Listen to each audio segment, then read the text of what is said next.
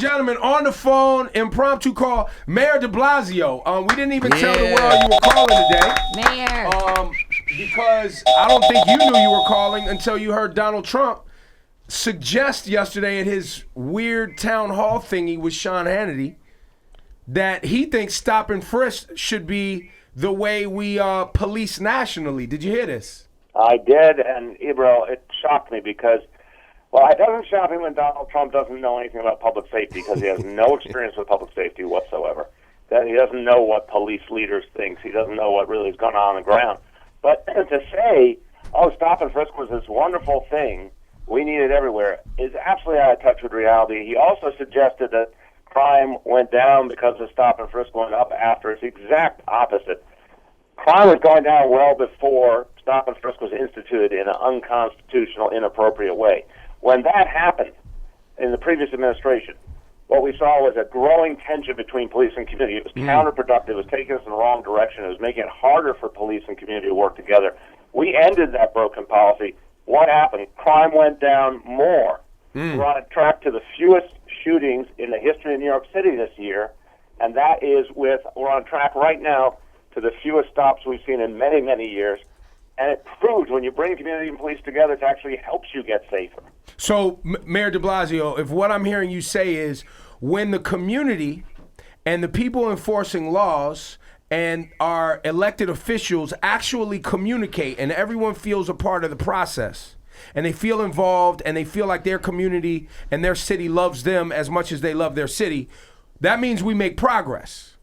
Exactly right, bro. It means it's not only morally the right thing to do, it's not only a way to honor the rights of every American, it also causes us to be safer. It creates a safer environment for community and police officers alike. And this is why, the whole idea that Trump is out there touting something that would create more division and distance between police and community, I've been saying he wants to now build a second wall. He wants to build a wall between communities and police and create more tension, more division.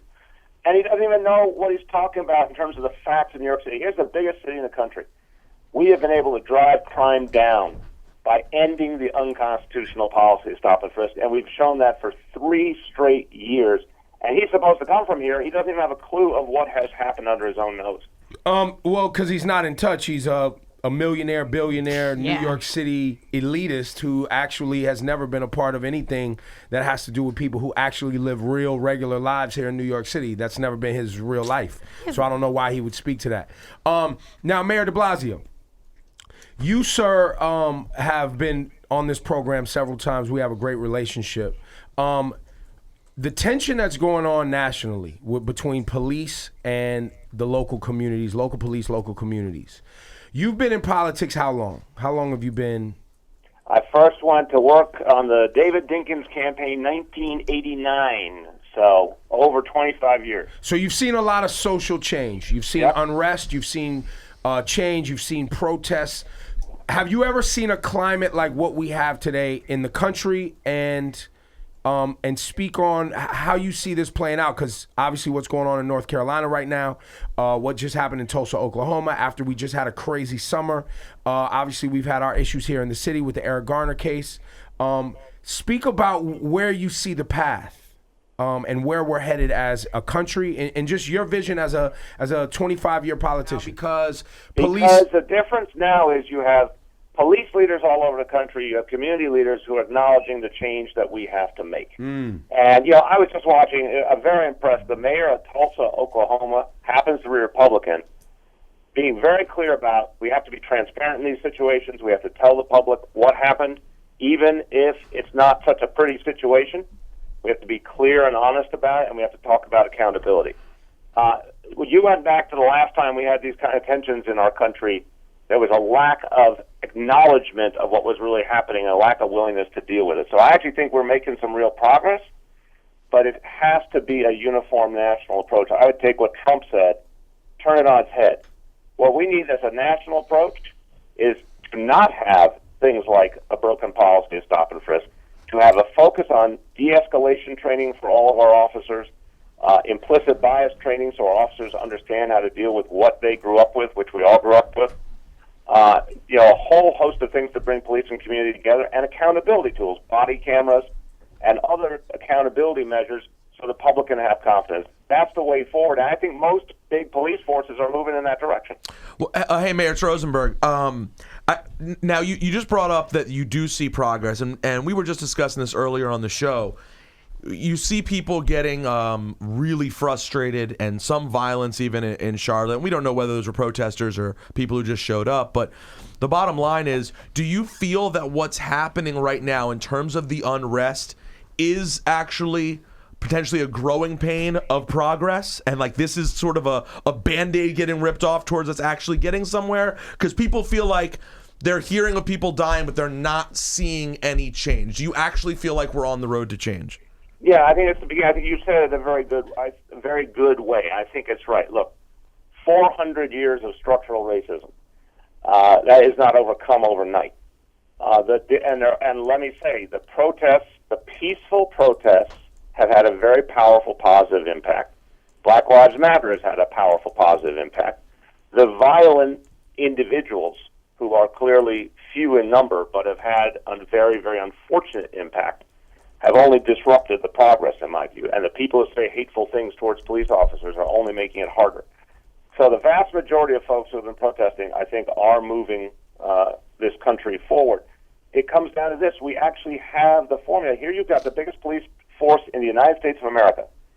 New police commissioner, Jimmy O'Neill, he does his inaugural address. It's about neighborhood policing, building relationships between police and community, de-escalation, how we change the whole model.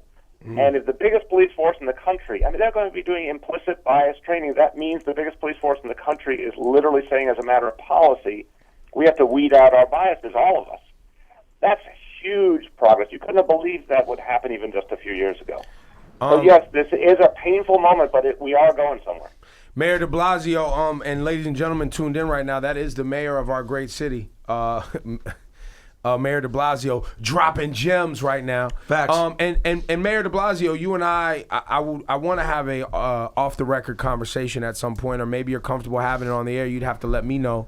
I have been critical of the community's ability to peek inside what goes on with the NYPD, because I know there are officers that get complaints, right? Like, people on the job get complaints all the time.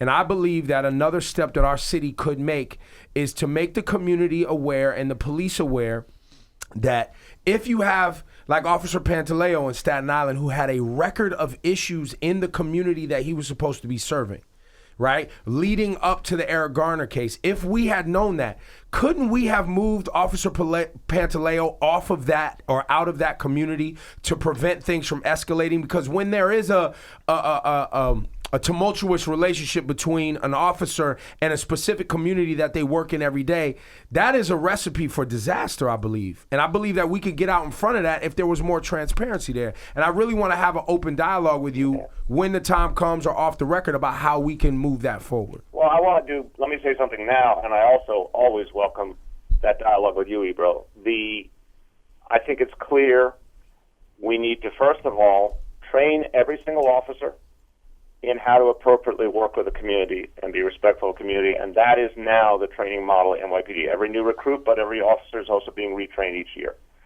Second, when there are any kind of community complaints, they need to be dealt with quickly. So we have a much stronger civilian complaint review board that's actually dealing with issues in a way it hasn't in many years. Fast, speedy justice for everyone involved, for civilian and officer alike. Third, we need more transparency. The state law right now does not allow us to release disciplinary decisions about a police officer. That law needs to be changed. Got it. And I'm going to work with people all over the state so that we can change the law and create a much more open, transparent environment. I think communities need to see that. We need, of course, I think, things like body cameras, which are going to start in earnest soon in New York City. So all these things are about accountability. That's right. And transparency. But I also would say we need a process, which we are putting in place. Commissioner O'Neill believes in this, that, some people join the force and prove that they don't belong on the force. And you should be able to identify that before a tragedy occurs. We now are putting a model in place to identify if someone's not working out, how we either retrain them and get them on the right track or help them along. and help them to someplace else. Because we know it's like in every profession. Not everyone was meant to be in the profession. That's right. And so that's what's evolving in NYPD. It is a very different reality, again, than even 5 or 10 years ago. But the way you said it is perfectly fair. If someone's not working, we don't just leave them out there. And if an officer is having a consistent problem with the community, we don't just leave them out there. We have to address the problem. And Mayor de Blasio, just to add on top of that, because I was really surprising to me when I've spoken to police officers, the whole mental health evaluation, when officers come in and just have one mental health evaluation at the beginning of their career. I mean, I believe that it's a definite need for them to be more involved, and I feel like there should be more of that. Officers should definitely get more therapy, especially if they've been on the force for like 10 plus years and have been having many issues in their own communities where they're working at. It's a very, very important point about mental health in general, which is, as you know, something we're focused on a lot, First Lady's focused on a lot.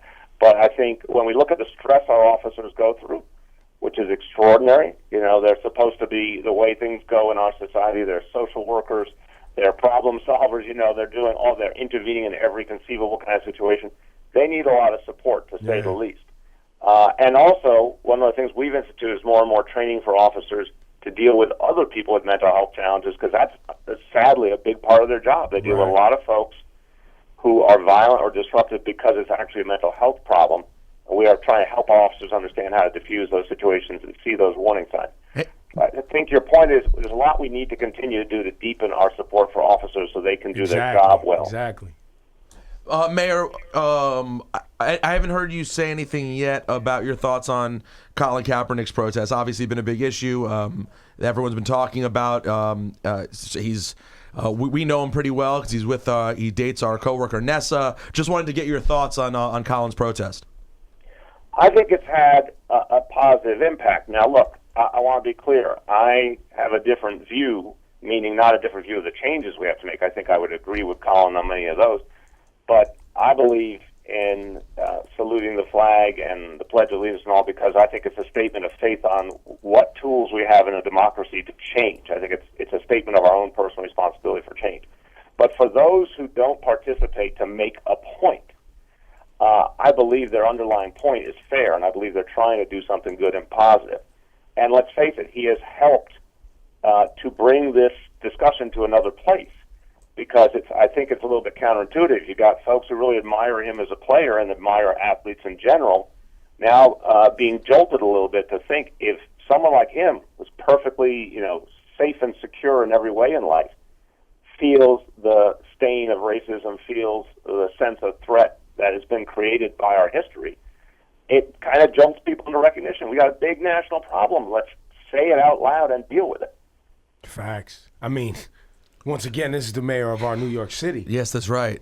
Mayor, where were you on Saturday when you heard about what happened in Chelsea? What were you doing that night, and how do you handle that when something like that happens?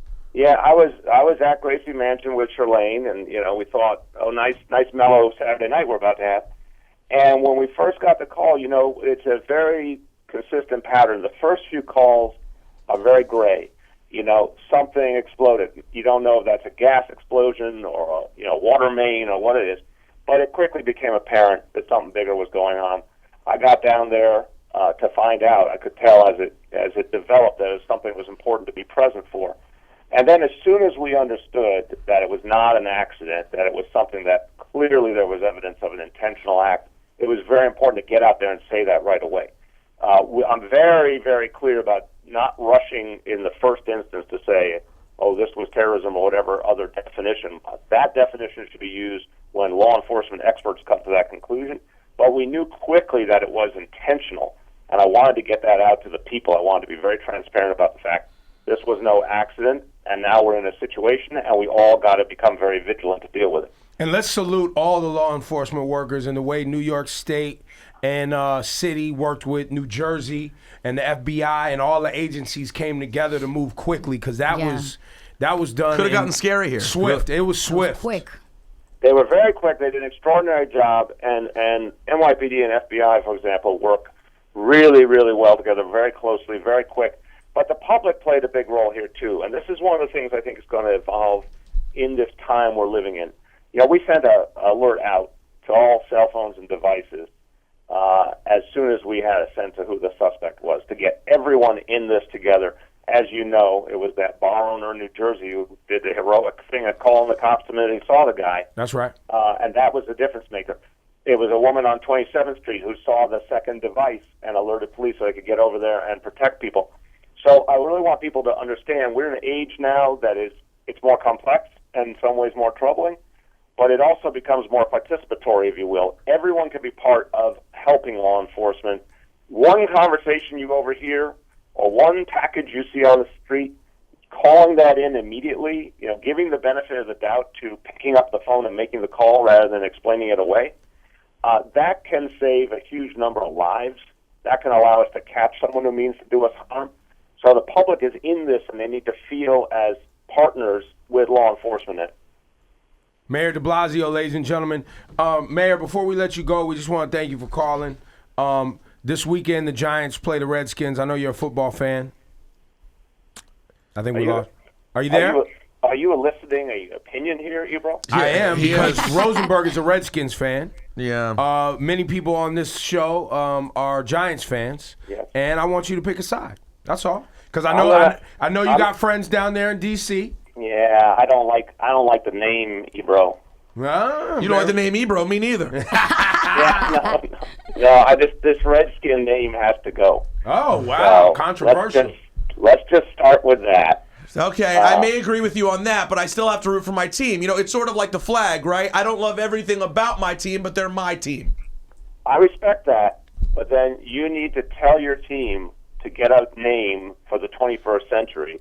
Ooh, this got suggest rough. I didn't something. expect this. Just wanted to talk taking football with my shots. mayor. And I didn't Taking expect shots. all right, I'll work on that, mayor. Yo, this is the mayor of New York City, B. I mean, it gets real. This ignites the game even more for Sunday.